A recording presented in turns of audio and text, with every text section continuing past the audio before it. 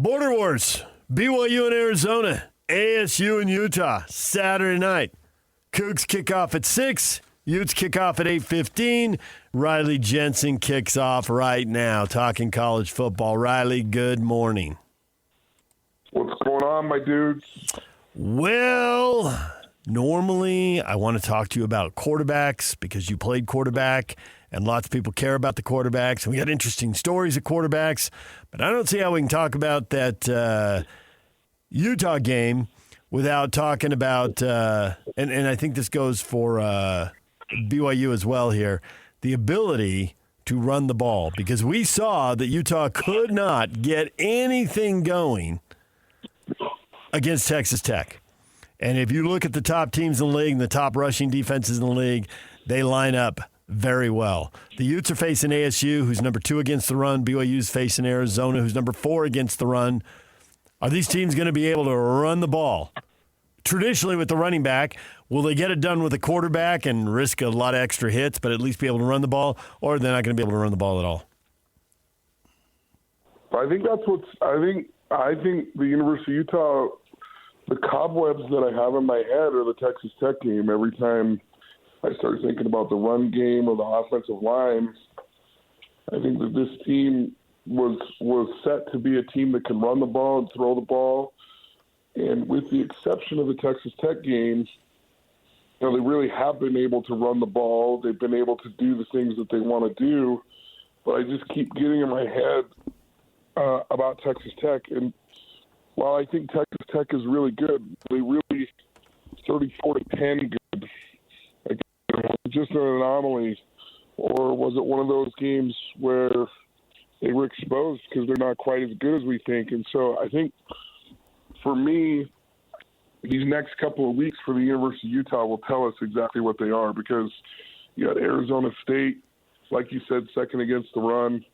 They're going to play against BYU, who's really good against the run. They're third, yeah. And we're going to find out.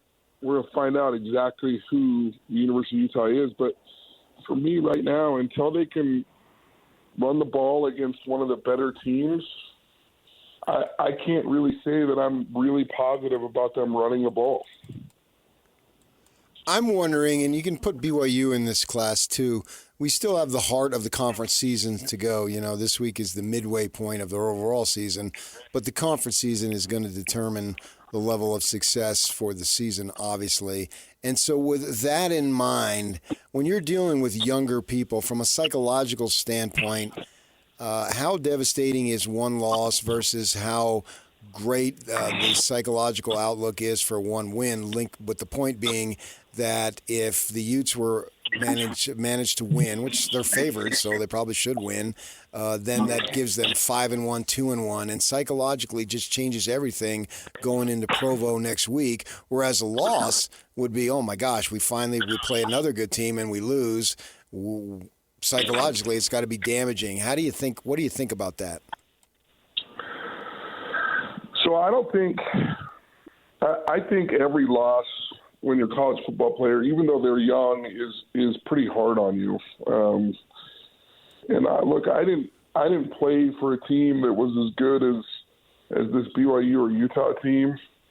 And you can call me crazy, you can call me up in the night, but I literally thought that I was going to win every game.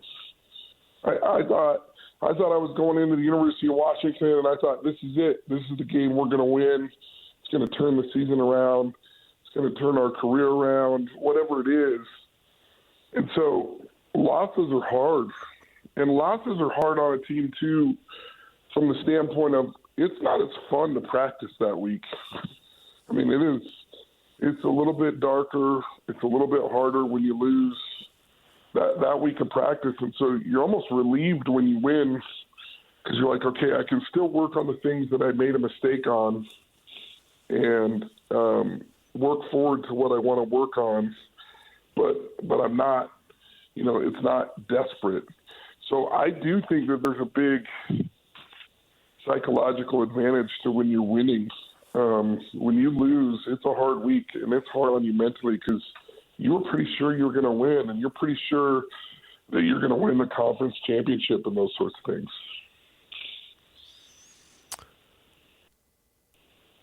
So what do you do to build up a team after a loss? What have the Utes done to build up the guys after after Texas Tech? I mean, they won at West Virginia, but West Virginia's terrible. So how much doubt do you think there is going into an ASU game? Well, I think going into the ASU game, there's a healthy amount of doubt. They got back on track. They played really well against West Virginia. So in your head, you're like, no, we're back. That was an anomaly. Anytime you play, there's when you beat West Virginia, you don't think, oh, they're terrible. You think, oh, I'm back on track. So I think they're in the right headspace. Arizona State is going to be a tough task, though. I mean, Sam Leavitt, it's Sam, right? It's Leavitt, the quarterback. Yeah. He is a very dynamic quarterback. He is the type of quarterback that I think even if he wasn't on the other team, I think Kyle Whittingham would love to have him. He's blue collar. He makes the plays with his feet. He makes the plays with his arm. He's not afraid to hit.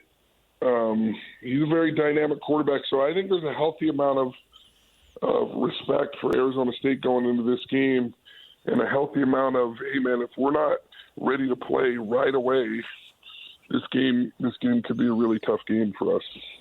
Yeah, I can buy that. That's why it makes it so intriguing and so fun to see what happens come Saturday night. I thought that. Go ahead. Fun. Yeah. Arizona State's a fun team to watch, man. I thought from BYU perspective, I thought it was a great situation, great circumstance last week. Have the Grizzly Bear Bachmeier make some turnovers, have them be sloppy with the football, because it was the perfect game to be sloppy with the football and have turnovers, because West Virginia wasn't capable of beating you under those circumstances. Now, if that continues, these next 6 games, they're going to be in a difficult position trying to win the games. So just from an overall perspective of learning and having things that you need to work on, I thought it was great that they somewhat struggled and were loose and sloppy. I'm with Aaron Roderick. I don't think it's a pattern. I think they'll buckle down and be able to make sure that those things don't happen, and especially for Bachmeier having these learning experiences, because still, this guy is walking on water so far, but don't you think he needs to go through at least some level of struggle in order to be able to develop? Yeah, I think the Colorado game and the West Virginia game have been good for him. He's faced adversity in both of those games. I think he's playing a super high level of football for a freshman. I think my favorite thing about him right now is he's not been afraid of the moment at all as a freshman, and I think that's a big deal. I think that's a testament to his mentality. I think that's a testament to probably having 2 older brothers that played college football before him that could help him know what to expect and how to handle things. And you're looking at a quarterback right now who they're asking more and more of him every game, and I think they've done a great job of just kind of building up and crescendoing into this really, really tough part of the schedule. But I think what's really impressive about him is the one real mistake that he's made to me as far as handling the ball. He threw an interception in the red zone on a screen. That was a total head scratcher because you don't really have to read anything on a screen. You're actually reading the defensive lineman, and he threw an interception to the defensive lineman. And so typically that's an interception that you could really beat yourself up on. There was no indication to me that he was upset about it at all. I thought he reacted so well to it, and I think that's going to be big in the future because there are going to be turnovers and there are going to be head scratchers every once in a while. But it's not so much about what happens; it's about what happens next in college football. And I think what happens next with Bear Bachmeier is that he's continuing to get better and better and better. They're going to ask him to do more and more and more. So you are going to see some turnovers, but you're going to see unbelievable throws like that throw that he made to Chase on the outside that was kind of a mixture of a streak and a slant. He kind of threw him inside on that, and it turns into a huge play for BYU. And that was a really, really confident throw. And, there's been people out there saying that he doesn't have the same arm strength as Retzlaff. And, there's some natural comparisons to what Retzlaff has done.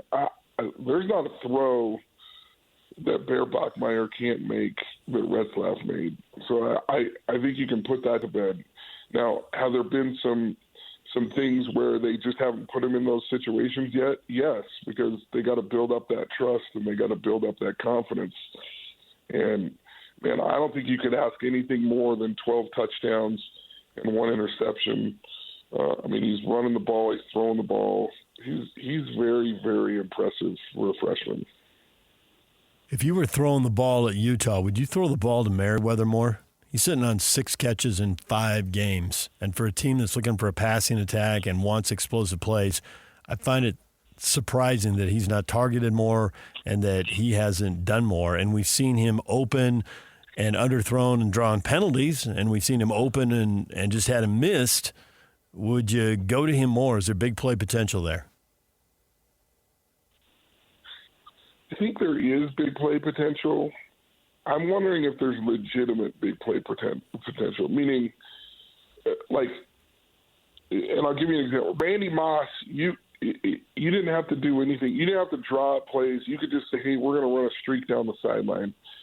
But then there's other guys that get big plays because you set it up with the run game or you set it up with some different plays offensively. I think that's more what Merriweather is. I think they thought he was going to be a guy that was just automatically a big play guy. And yes, they have underthrown him. Yes, they have underutilized him. But I wonder if he's as legit a threat as maybe they had hoped. And so what happens is if you're a guy that's set up based on the fact that you're running the ball, well, that's a little bit harder to get you the ball when you're that guy. And so I think the jury's out on that. I think that as a staff, they're probably looking at it going, yes, we need to get the ball to Merriweather more. The question is how, and usually that comes from setting up the run a little bit better than what they've been able to do.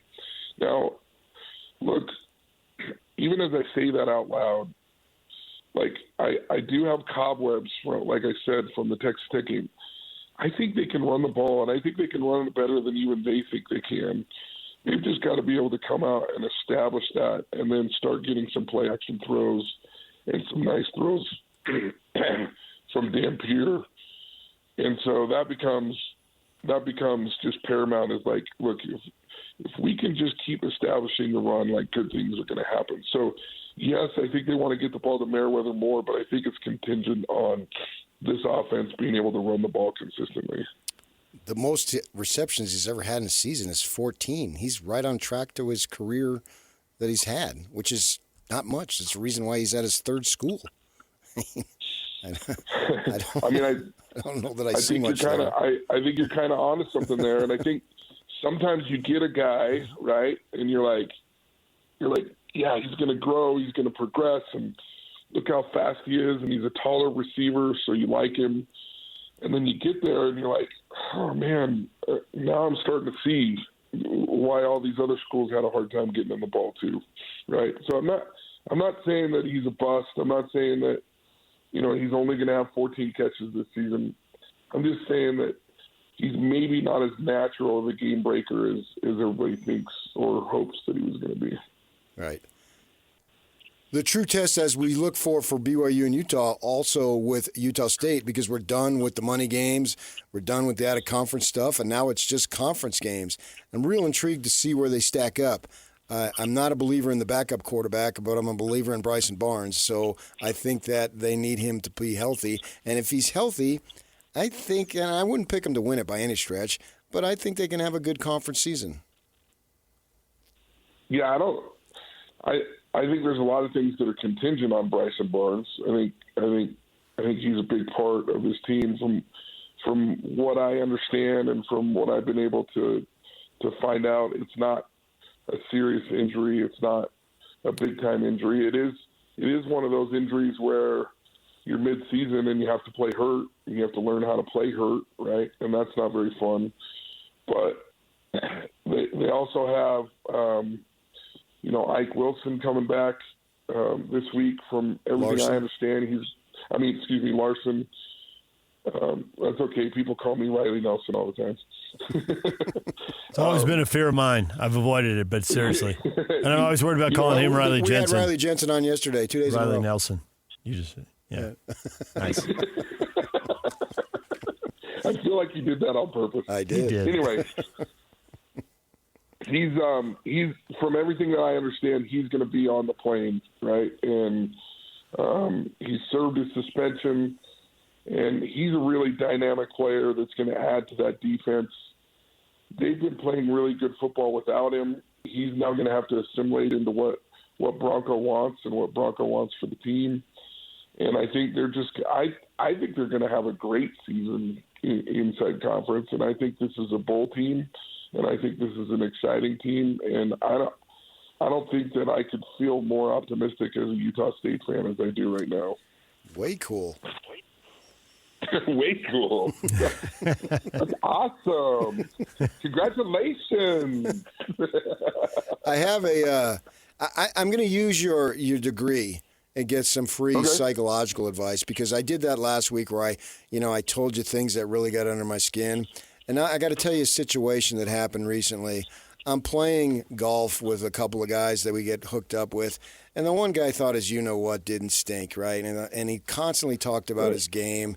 It's like, dude, you're a weekend golfer, basically, is the phrase. So stop thinking you're all that. And we get on the back nine, and I got a putt, and he puts his ball marker down, right, and probably about 10 feet in front of mine, and it was directly in my line, so I needed it to move slightly to the right. And I went and I bent down and I touched it, and he went nuts. He exploded and gave me a big lecture. You don't ever touch another person's ball marker. You just don't do that. And I thought to myself, there's about 40 things I could say, but I didn't say anything. And now I'm kind of thinking, I'm bugged that I didn't say anything. I should have put him in his place. Well, if you know golf etiquette and wrote the bleeping book on golf etiquette, why didn't you ask me, is that ball marker okay? That would have been fun, but Riley, if he says that, now if this other guy is who we think he is, does this end up with one of them getting thrown in the lake? Did either one of them play pro hockey? So did I handle the situation correctly? So first of all, is this a friend or is this some jack nut that I'll never see again?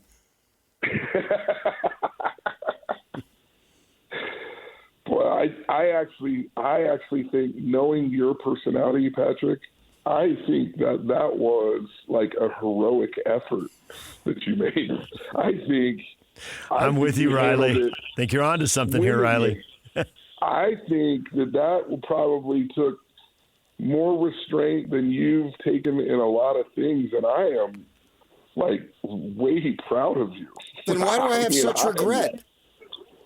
Well, because you were right. Because you were right. You weren't wrong. And I hate saying that on air right now.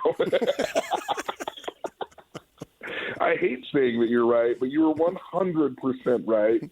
I'm super glad that you did it. You have a little bit of regret because you could have said something, right? And you would have been right, and it does feel good to be right.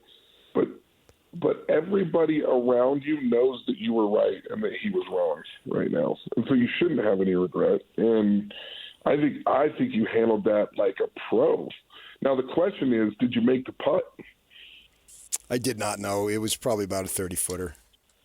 Oh, it was a 30-footer. Yeah, okay. Yeah. Well, that's okay. That's okay. Did you two-putt it? Yeah, I was just looking to lag.